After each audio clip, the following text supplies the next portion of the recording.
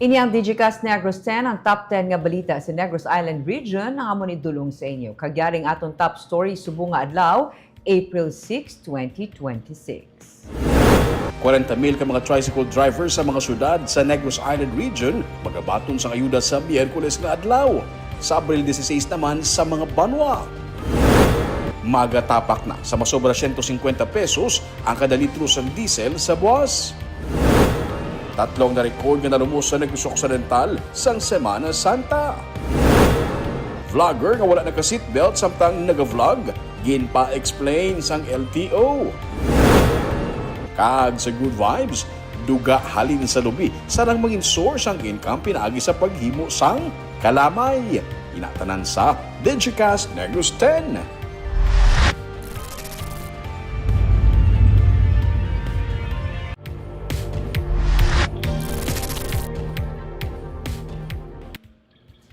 Sa number 10, vlogger nga wala naka-seatbelt samtang naga-vlog ginpa-explain sang LTO.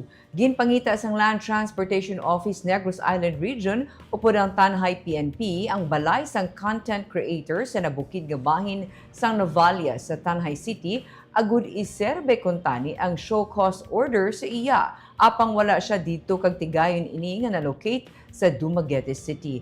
Ginapasabat sang LTO ang nasambit nga content creator sa iya pag-vlog samtang nag-drive sang salakyan kag wala sang suksok na seatbelt. Sunod sa LTO, ang ginhimo sang content creator ang isa ka pagsupak sa Republic Act number 4136 o kon reckless driving kag Republic Act number 8750 o kon Seatbelt Use Act. Subong nga Lunes, Abril 6, nagpadulong sa LTO Regional Office sa Bacolod City ang nasambit nga vlogger kag ginsubmit ang iya verified written explanation.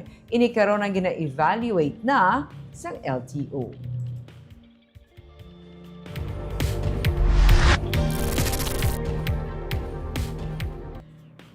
Sa number 9, mga empleyado nga nadagdagan admin actions ginhambalan nga wala personalay ni Mayor Greg. Ginsiling ni Bacolod City Mayor Greg Gasataya, hindi man niya personal nga kilala ang mga natungdan nga empleyado kag syudad, mismo ang naghatag sang sanction sa ila bangod sa paglapas sa mga pagsulundan. Dugang pa niya, kinahanglan nga aksyonan sang syudad ang mga reklamo sa mga pumuluyo. Bisan pa nga may proteksyon man sa idalom sang Civil Service Commission ang natungdan nga mga empleyado. Lakip sa 12 ka empleyado nga ginhatagan sang aksyon ang duha ka doktor sang City Health Office nga ginserbihan sang syudad sang show cause order. Inibangod ginareklamo sa mga staff ng CHO ang pagpamuyayaw sa isa ka doktor sa ila, samtang isa naman ang ginreklamo man sa isa ka rape victim nga pasyente bangod sa mga insensitive nga pahayag. Sinini Gasataya, nagsabat na ang duha ka doktor sa show cause order apang padayon pa ini nga ginausisa sa City Legal Office agud mahatag ang pagpamatmat. Nga ang mga gaulubra sa gobyerno, kung ang tawon mo, stable ang obra diri, no? They are protected by civil service rules, no? Or civil service. At the same time, ang sweldo naghalin niya sa taxes ang pumuluyo. So dapat we have to do and ensure na nagatrabaho gid kita. Nagsabat sa show cause ang duwa ka doctors. Yeah, I think may mga response na sila ginhimo, no, ara sa City Legal for further investigation. So ano matubos sila?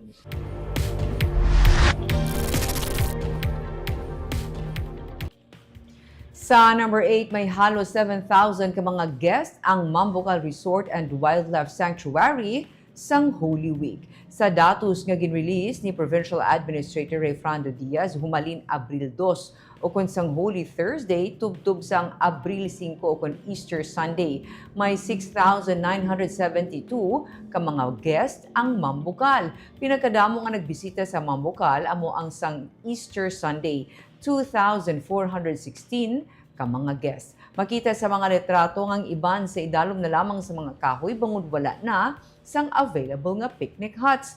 Fully occupied man ang grotto area kag ang bag-ong bukas nga garden cafe. Ang Mambucal Resort ang ginapanag-iyahan kag ginamanage sang probinsya sang Negros Occidental.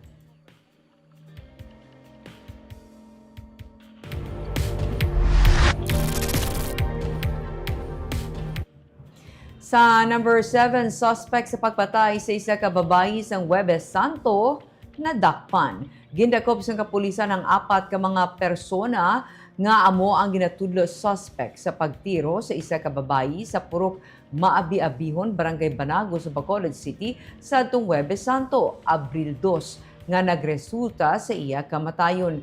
Nagasakay sa tricycle ang biktima nga si alias Romilin sang siyang gintiro sa mga suspect nga sakay sa motor. Sa report sa Bacolod City Police Office, ginalegar nga miyembro sang Gun for Hire ang mga ginaresto nga Sunday alias Anthony, 42 anyos, taga Barangay Bata, alias Erwin, 39 anyos, taga Barangay Vista Alegre, alias Noel, 54 anyos, kag alias Jovito, 39 anyos, pareho residente sa Barangay Takuling. Sa background investigation, nahibaluan nga may mga daan nga kaso sa illegal nga droga ang mga suspect kag sila ang nagapakikbahin sa gun for hire activities sa syudad. Nakuha sa ila ang mga pakete ng suspected shabu kag duha ka short pistols nga may mga bala.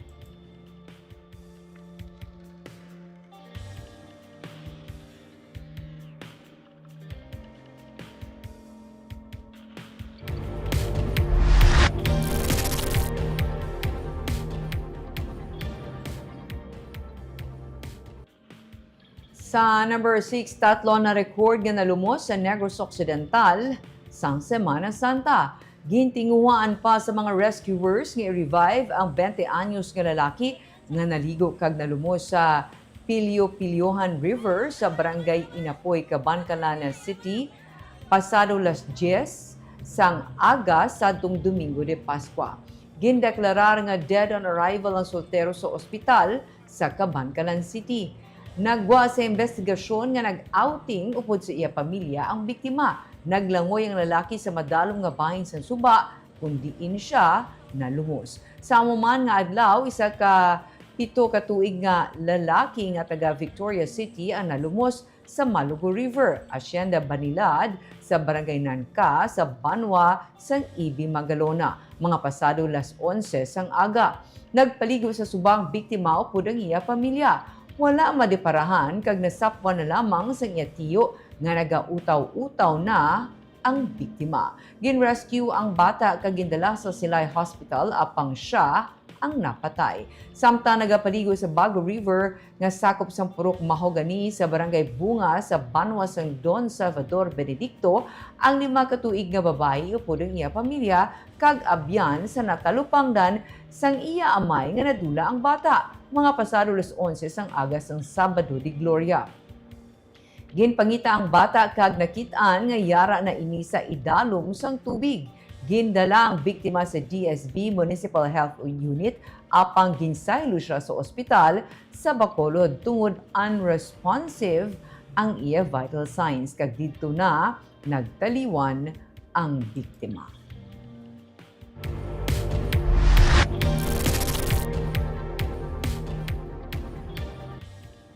Sa number 5, kakulang sang kooperasyon sang punong barangay ang isa sa mga rason kung nga nagabalik ang illegal structures.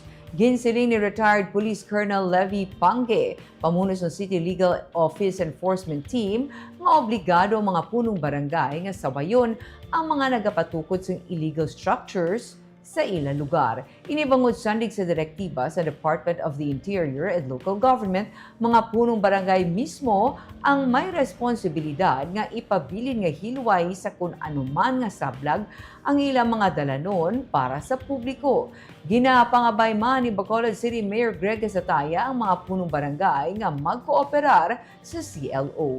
Ang hindi magsunod-sunod sa iya, pagpasakahan sang syudad sang kaso administratibo. Dugang pa ni Pange, sumugod subunga adlaw tubtub sa Biyernes, Balikan sa CLO ang tanan ng mga area nga na-clear na gikan sa mga illegal structures.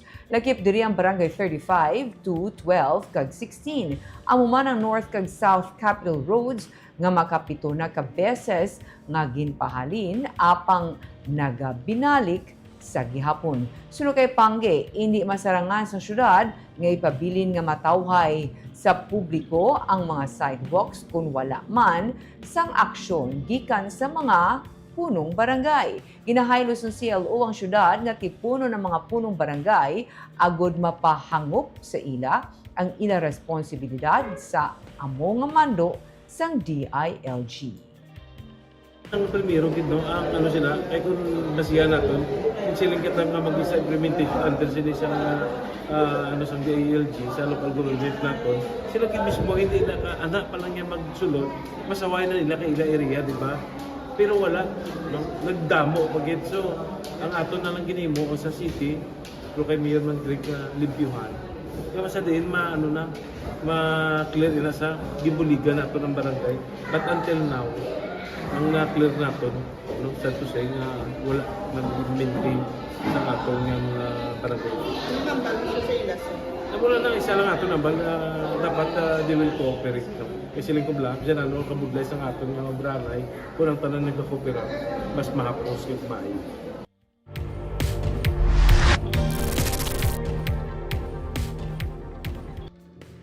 Sa number 4, makapito ka beses nga nagbuga ang bulkan kanlaon humalin sang Domingo, tubtob kainas ang aga. Sa April 6 nga bulletin sa Philippine Institute of Volcanology and Seismology sa bulkan kanlaon, may 4 ka pagbuga sang abo ang na-record humalin las 12 ang kaagahon sang Domingo, tubtob las 12 ang kaagahon sang Lunes. Suno kay Marie Andeline Quincha, ang resident volcanologist, may 3 man ka pagbuga sang bulkan ang na-record kainas ang aga. 7 a.m. to 7:15 a.m., 8:58 a.m.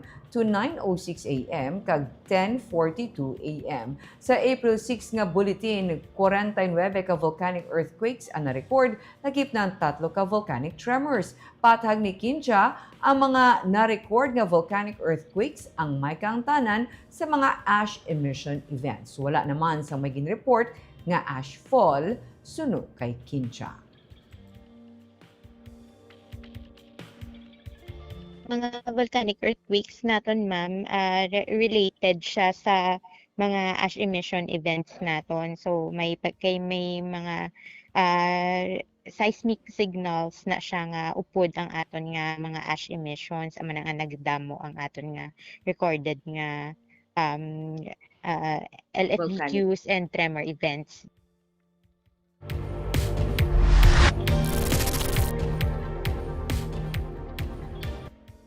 Sa number 3, may mga petroleum companies na nga nag-anunsyo sang saka sa bilis ang produkto petrolyo sa buwas.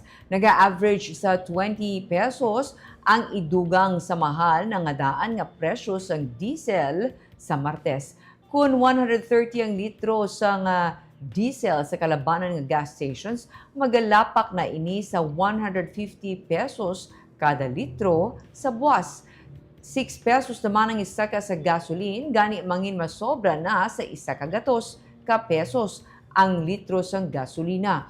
Kag 10 pesos naman ang saka sa kerosene. Kung sumahon, halos 100 pesos na tanan ang ginsaka sa bilis ang diesel, lakip na ang isaka sa presyo sa buwas.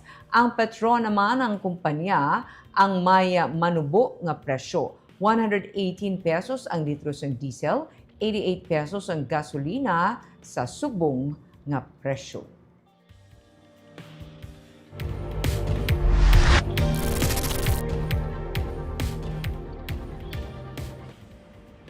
Sa number 2, Bacolod City nagpain sa 1.9 million pesos nga rice subsidy para sa transport groups. Kapin sa 1,190 ka mga driver sang jeep sa syudad sa Bacolod ang nakabato na sang tag 5 ka kilo nga bugas gikan sa lokal nga panguluhan sa Bacolod. Ginsiling ni Mayor Greg Casataya nga nagpain ang syudad sang 1.9 million pesos agud pondohan ng rice subsidy program nga nagalaom nga makabulig iban sa kabudlayan sa mga driver bangod sa pagtimbuok sang presyo sang gatong. Nagapadayon pa kaina ang paghatag sang bugas sa mga driver.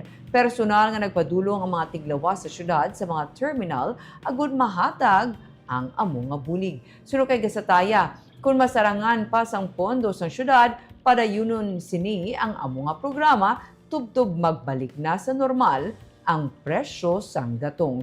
Kung tigayon na nga matapos ang paghatag sa bugas sa mga jeepney drivers sini nga adlaw, sunod naman nga paghahatagan ang mga taxi drivers, PUV drivers kag sa mga driver sa Transport Network Vehicle Services o kung TNVS. Ginapaabot man sa syudad nga magsugod ang paghatag sang 5,000 pesos nga ayuda gikan sa gobyerno nasyonal sa mga tricycle drivers sa syudad sa Miyerkules nga adlaw. Day 2 sila subong, kay may iban pa nga waya terminal, nga nag-round trip. So, amo naman ito, ipakatuan ko naman sa downtown, pada nga mga areas man. So, ang kutubya sa mga terminal, ipakatuan ko sa terminal kahapon. Both modernized at traditional. And then, ang wala terminal nga nagatiyog lang, kadtuan man namon sa pila ka areas. So, pan siya continuous until masaturate naton. And by kaina, nagsugod naman, nagsubmit naman ang iba nga mga taxi drivers ang lista. No? So, after ni masaylo naman kami sa taxi. Agad nulat na lang namon nga list ang isang TNVS. Kaya nagkuha pa sila kuno clearance sa Manila sa ila.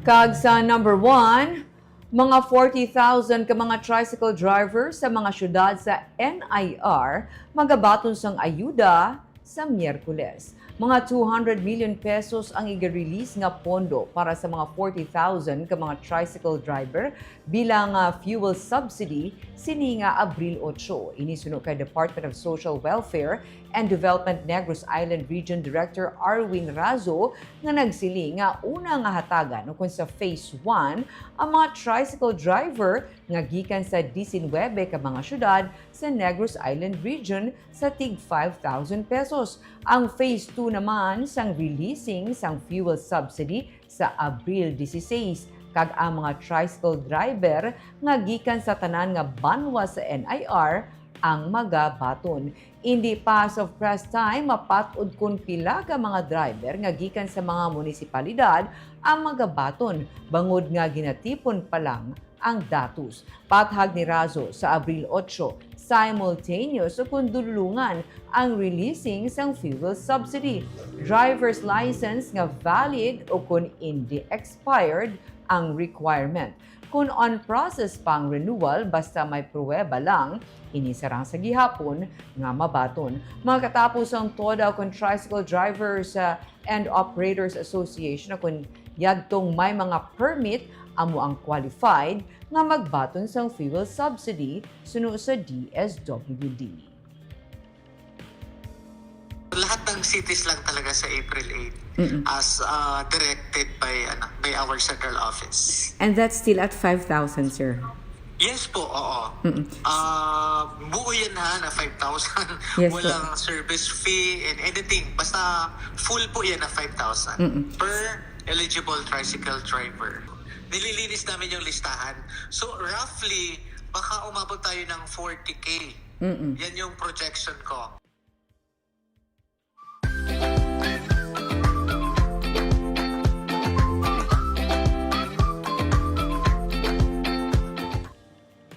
Sa Good Vibes, duga sang lubi pwede mahimo nga kalamay kag sarang mabaligya sa mataas nga presyo kag makadugang sa income.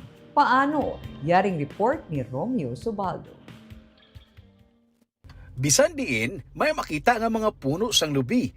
Pero nakahibalo ka mo bala nga magluwa sa tuba kag langgaw, ang duga sang lubi pwede mangin source ang income. Pwede inihimuon nga kalamay. Ining duga nga ginakuha sa mga puno sang lubi, antes pa man mangin tuba, ginatawag ini nga apas. Ang apas, amo ginagamit sa paghimo sang cocoa sugar. Kung plano inihimuon nga kalamay, dapat antes pa mangintuba, nakuha na ini. No, antes siya maging antes siya maging langga or antes siya maging tuba, no? Ang importante lang sila nga dapat fresh, no? Halin sa pagkuha sa mananggiti, pagpanao, kailangan priskagi kayong apas para maluto mo siya. Kaya kung hindi kag sumala ka lang sa oras, ay ang guwa siniis butong-butong. Ang apas, ginarekta butang sa kalaha nga ginapainit, tubtub nga mangin kalamay o kun cocoa sugar. Ang cocoa sugar, isa ka klase sang healthy sugar nga sarang magamit sang diabetic. Ang cocoa sugar is also low glycemic index, no? Manubo ang sugar content sini. Kung kumparar mo sa kalamay sa tubo nga 95, iniya ang iya sugar content 35 lang. So very good gini siya for diabetics. Kag may mga cholesterol nga problema, baw. Mga 30 minutos nga ginagalo sa kalaha ang apas, tubtub nga magmala, kag mangin kalamay. Kag pwede na magamit sa pagpangape. Kanamo sa nagapangitaas ng cocoa sugar, diri sa Peace Pond sa Barangay Inclaro sa Banwa sa Binalbagan. Isa sa ilang mga produkto among cocoa sugar. Mayara gikuno sa mga nagapangita kag nagabakal sa sini nga klase sang kalamay. Yes, kadamog sa market actually kami nagkakahuya na kung kisa kay tungod sa mga nagkalatabo bala nga mga bagyo sa ligan nga tuig, naguntat ang cocoa sugar namon do pila pa lang kami kasi mana nga nagbalik. Kay nauntat kay gingguba sang mga bagyo nga amon mga puno sa lubi. Ang demand sini is yung gusto sang health, gusto sang well-being, no, ginatawag wellness, no, health and wellness. Kag nanamian kay tungod makanubo-nubo sa ilang sugar intake, no, kay hindi tanan nga tao sa bilog nga kalibutan pwede mag-refined sugar. Gani, halos tanan nga parte sang lubi sarang magamit halin sa puno, pakadto sa dahon, bunga, pati na ang duga. Romeo Subaldo para sa Digicast Negros. Kaya of course, kita naga-shoutout sa ating mga live viewers kay Marvy Sepriano Aquino. Good afternoon, Digicast Negros. Good afternoon, Ma'am Barbara, watching live from Silay City. Maricon Songkip Valladores. Maayong hapon, Ma'am Barbara, kag maayong hapon, Negros Island Region, watching from Fairview, Quezon City. Jocelyn Loquero, good evening, Negros. Halong ang tanan, watching live from Hong Kong. Miss Hensley, Cecil Alguna Momba, kilala ko ni si ma'am. Kumusta ka na, ma'am? Good afternoon, Digicast Negros, NIR, Miss Barbara. Mirna Garrido Clavel, good eve, Digicast Negros, watching from Bacolod City. Avon Castro Verde, maayong hapon sa tanan, watching from Singapore. Gerald Liagono Estardo, maayong hapon, Digicast NIR, watching from Riyadh, Kingdom of Saudi Arabia. Kagaya Mariela T. Minyada, hamba niya, good afternoon, Digicast Negros. George Pineda Gaspe, maayong hapon, Digicast Negros. Kagamuya itong top 10 stories of the day, tub-tub was. Ako si Barbara Mijares. Maayong gabi.